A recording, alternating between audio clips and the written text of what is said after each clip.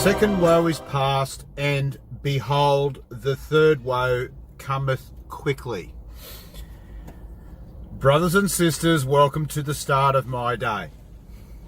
So I'm at a point now where every interaction I'm having, everything I see and hear now, I'm looking at through the prism of it's the Lord or it's the spiritual battle that's going on with me.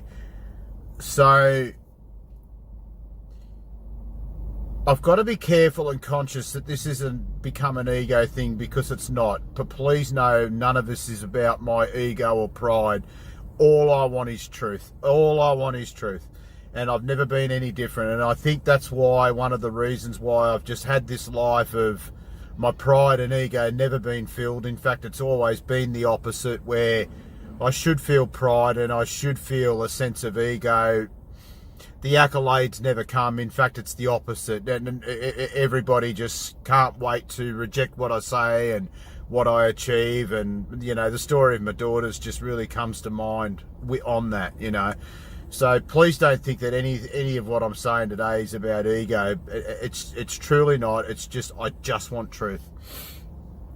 It's becoming obvious to me and clear to me that my soul, my spirit is pretty hot property. The stuff that's going on is absolutely profound now. I was just in the shops there and I was reading through the book of Jasher, and I just read the end of Jasher, where all of these animals came from the other side of the sea, and from I think the waist upwards, I think it said they look like men, but from down they look like beasts. And to me, this is just the fallen angels again, mingling with the seed of men, while Esau's got the garments. I don't know what it means. I haven't read past it yet. I thought, okay, I need a bit of a break from the book of Jasher when I read that. And then at the start of the verse, it says, I think it says the children of Israel, because they're still people at this point in the book of Jasher. They're not actually the 12 tribes yet. They're people. Like Judah's a person and Levi's a person, and Levi and Benjamin just went out and smote the people, I can't think of the name, and the people that defiled the sister. I think it's Gilead, the king defiled his sister, and they went out and smote all the land, just two people, because they're the Lord's chosen people. But anyway, at the start of this verse, I kid you not, this is an affliction I haven't spoken about yet, but it's getting to a point I have to talk about this grand affliction I've got. But I was reading through it, and I've battled this affliction hard since Christmas. but particularly the last few weeks, and it's just, to me, Satan's just tempting me with this affliction at every possible minute. It's affecting my sleep. And I kid you not, from the moment I read that in Jasher 36:1, at that time the Lord appeared unto Jacob, saying, Arise, go to Bethel, and remain there, and make there an altar to the Lord, who appeareth unto thee, who delivered thee and my sons from affliction. Now, something that I'm really, really trying to get my head around is the whole affliction thing. And I'm as I sit here today, I believe this is why we were put on the earth, because our afflictions represent how we rebelled against God while we were angels. And I kid you not, at the moment I read that, my affliction, my grand affliction, was just right in front of me, and I just went, you have got to be kidding me. And I sort of took a moment. I reflected, and I thought, wow. And I could only read on to the end of that chapter, but the end of that chapter, I might get this down actually, given this is a diary, but it was talking about how it was one of the seed of Esau. It went into detail about the lineage of Esau, and it was talking about, I think it may have been one of Esau's sons or grandsons, or anyway, it was one of Esau's seeds, one of his boys, and he's talking about he's feeding his asses, and I really need to know what these asses are in the Bible, and oxen. I'm not clear on whether they are physically animals or some type of people. If anybody could give me some understanding of that, that'd be really, really good. But this passage, I just couldn't believe it. And afterward, about 120 great and terrible animals came out of the wilderness at the other side of the sea, and they all came to the place where the asses were, and they placed themselves there. And those animals from their middle downward were in the shape of the children of men, and from their middle upward some had the likeness of bears, and some the likeness of the keepers, with tails behind them from their shoulders reaching down to the earth, like the tails of the douchpath. And these animals that came a mountain and rode upon these asses, and led them away, and they went away unto this day. And one of these animals approached Anna and smote him with his tail, and then he fled from this place. And when he saw this work, he was exceedingly afraid for his life, and he fled and escaped to the city. Oh, honestly, you can probably tell the state I'm in right now. I've had a big morning. So that verse I just read out in Revelation, that's how I woke up this morning. So I woke up and my phone updated. So I bought a new phone about 3-4 months ago, and it's a good phone, but it really annoys me because, like, you do things on it, you press the button and nothing happens, and you have to do it 15 times. The Bible's the worst one, funnily enough. I click on the Bible and it's like, oh, how many times do I have to press this bloody phone before this Bible verse will come up? But anyway, it's really annoying. But anyway, I wake up this morning and my Bible app, it updates. So I'm in a car park and it's full of four-wheel drives. Big white four-wheel drive monsters with their lights on. And you can really imagine that these four-wheel drives with their lights on are really, really considerate when they're looking for parking. They're really pleasant, they're courteous, they let you go, they're in no hurry. You know when I'm being a big kidder, don't you? But anyway, this phone, it's just it updated overnight, and I've woken up this morning and it's like a new phone. It just works perfectly. I can't believe it. But when I woke up and I clicked on the Bible, so I went and I had to cross-reference something. I don't need to explain to you why I'm opening the Bible. But anyway, I clicked on the Bible app and it came up to that verse in Revelation. And it's just like, whoa, because as I reflect on all the stuff that's going on with Ryan, and it seems one of Ryan's friends this morning, but I'll get to that at the end of this video. I'll get to it.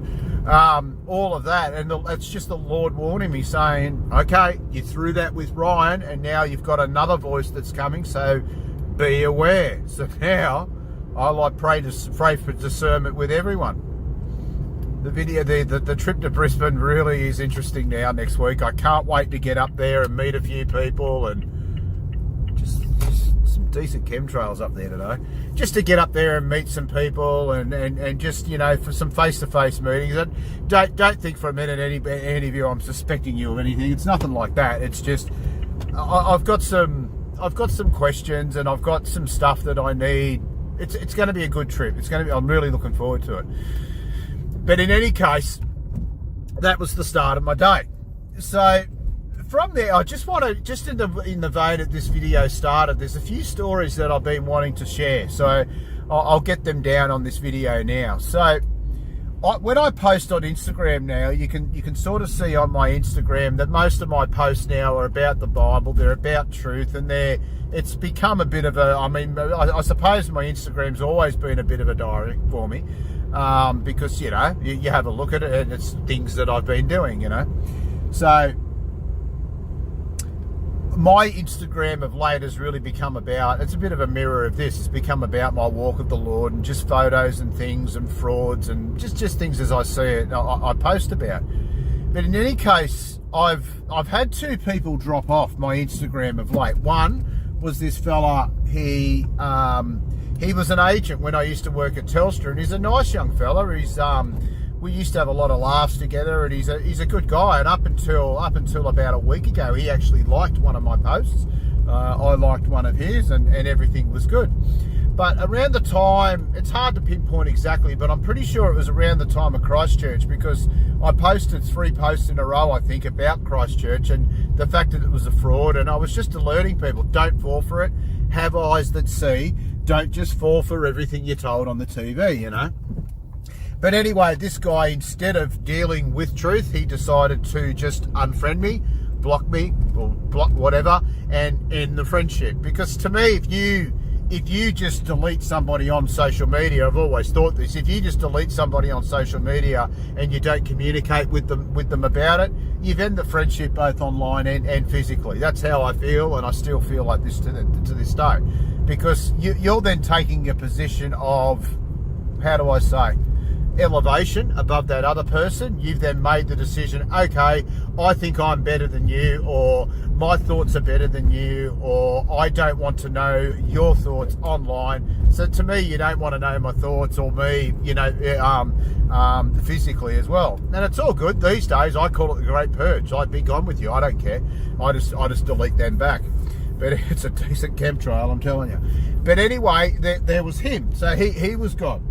And then the other day, on the day of Harmony Day, I put another one up there on Harmony Day, and I lost another guy who, and this guy, when I was a team leader at Telstra, he was an agent within my team. And we got along really well. He lived at a resort type place, like one of those hotel resort places in Brisbane.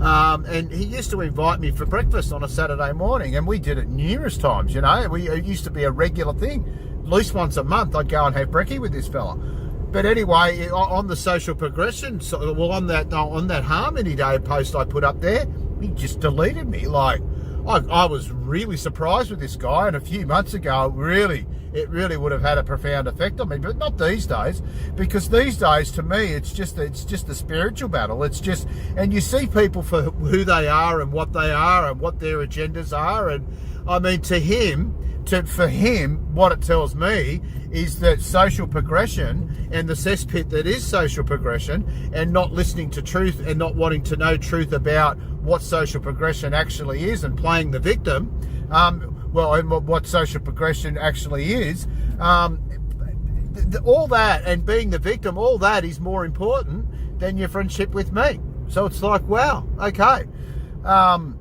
The other day, I'm sitting in the shops. The guy I have coffee with, I've spoken about him a few times. We meet for coffee sometimes, and you know, he's a nice guy, and we get along well, and it's been a good friendship. And he's been you know, one of the very few people that's stayed by me. But we meet for coffee regularly, me and this guy. We meet for coffee, and it's been pretty good.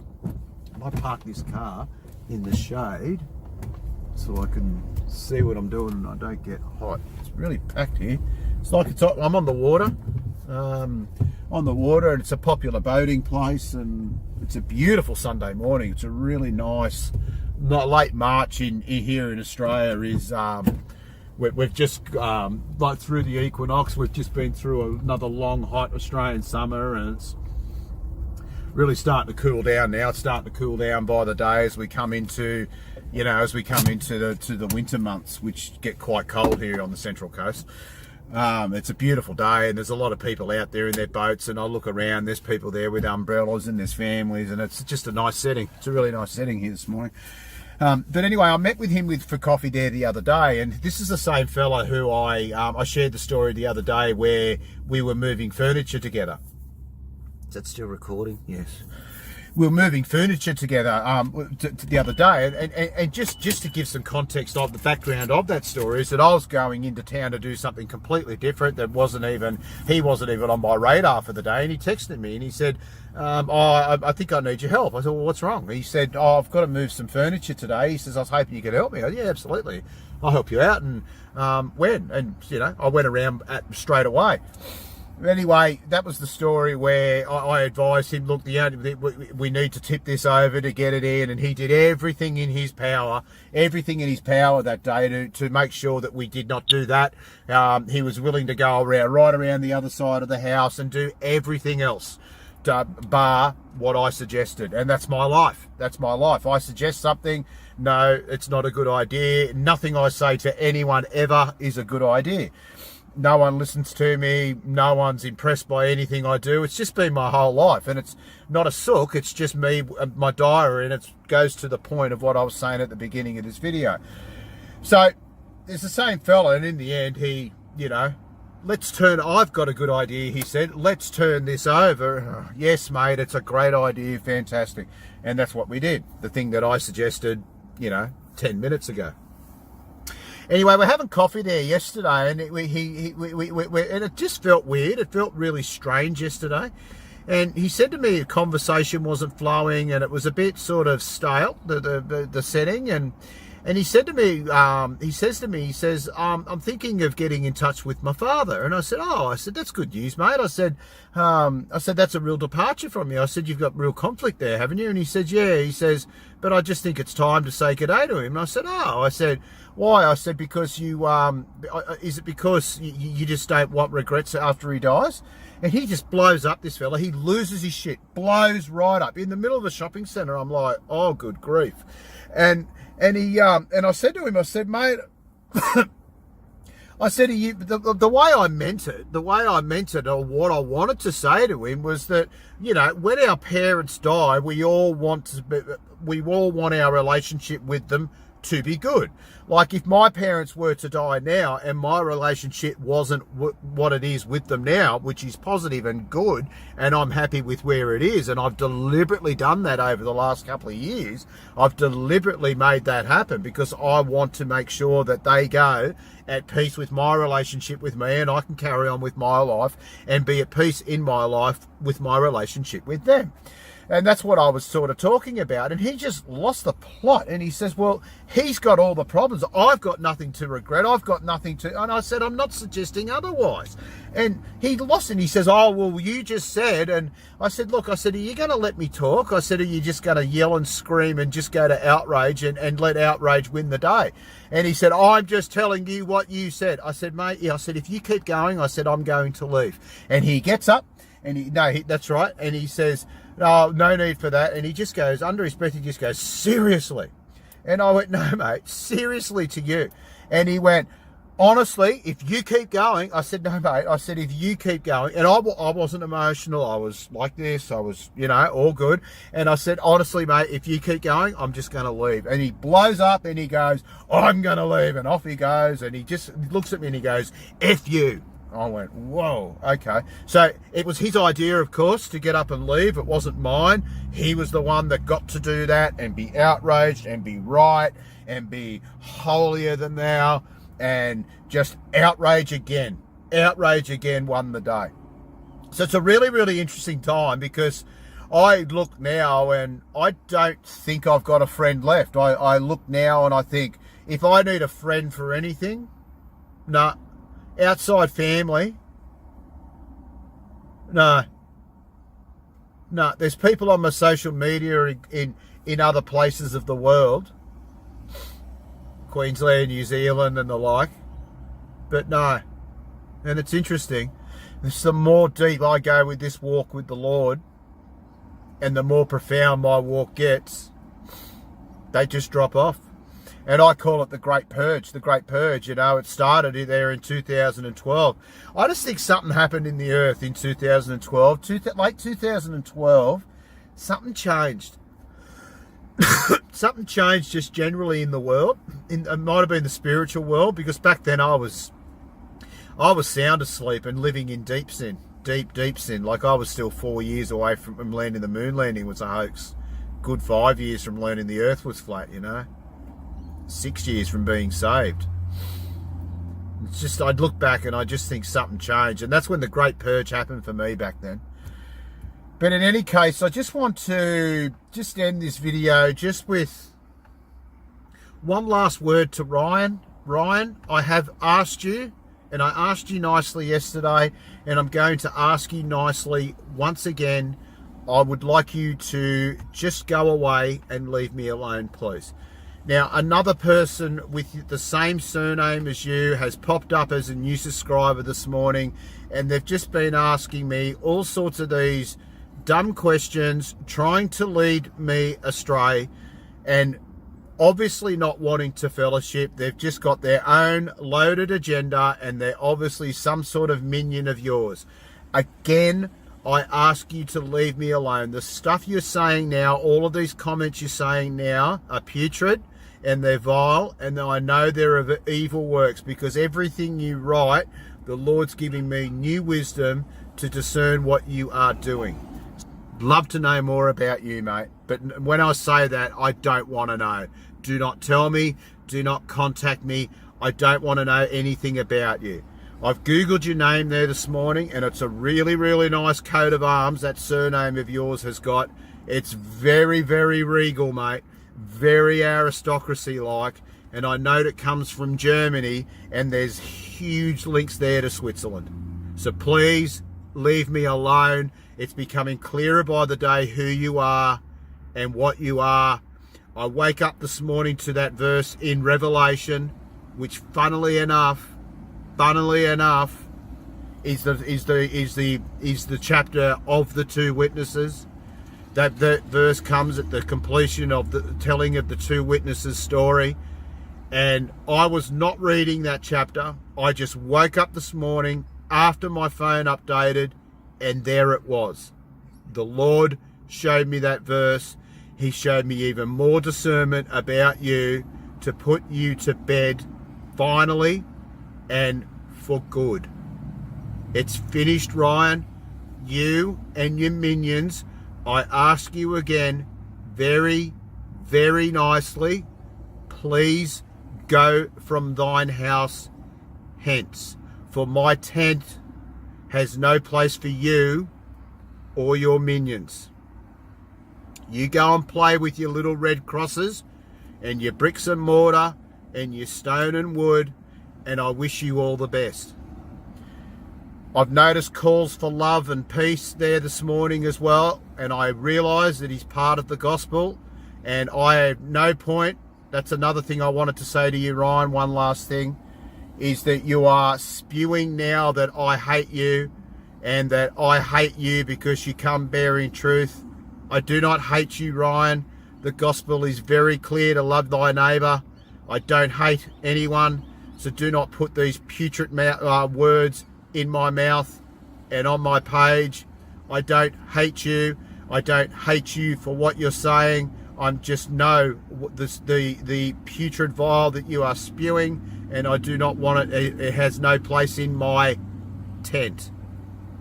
Okay, so go away. I noticed calls for peace and unity as well this morning, and I just encourage those people to not go back to the world with talk like that. We need to discern false voices. I am being brave in Christ. I am being ruthless in Christ. I am being relentless in Christ by calling these voices out so they don't lead me or others astray, so those walking with the Lord can have better understanding of how to discern those voices. That's what my page is. It's a diary, and it's also, you can see it on my bio there, it's also it's a diary of my walk with Christ, and it's also a tool to discern the enemy. I am not preaching hate. I am not preaching dislike. I am not preaching any such thing. I am here to preach the gospel, the love of Jesus Christ, and my relentless pursuit of truth. This will be it. I will not speak about Ryan anymore. He might be a comment here or there, but I will not address you anymore. You and your minions. I don't even know whether, I don't do censorship, but I don't know whether I'm going to disallow your comments or not.